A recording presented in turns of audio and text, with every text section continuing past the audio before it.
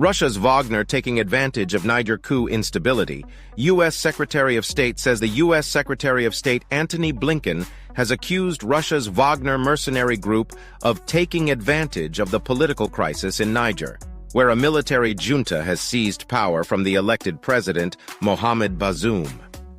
In an interview with the Worldwide News 10 Focus on Africa program, Mr. Blinken said he did not think Russia or Wagner instigated the coup, but they tried to take advantage of it.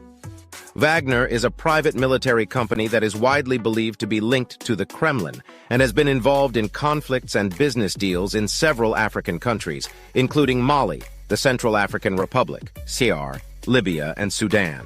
The group's fighters have been accused of committing human rights violations and atrocities against civilians. Mr. Blinken said the U.S. was concerned about Wagner's presence and activities in the Sahel region, where Niger and its neighbors are facing security threats from Islamist militants and ethnic violence.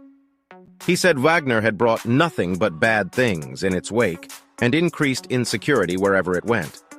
The U.S. diplomat also urged the junta leaders in Niger to restore constitutional order and release President Bazoum, who was detained on July 26 after a failed assassination attempt.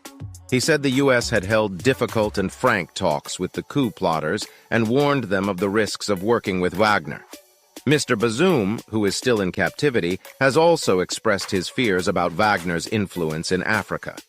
In an opinion piece for The Washington Post published last week, he wrote that the entire central Sahel region could fall to Russian influence via Wagner, whose brutal terrorism had been on display in Ukraine.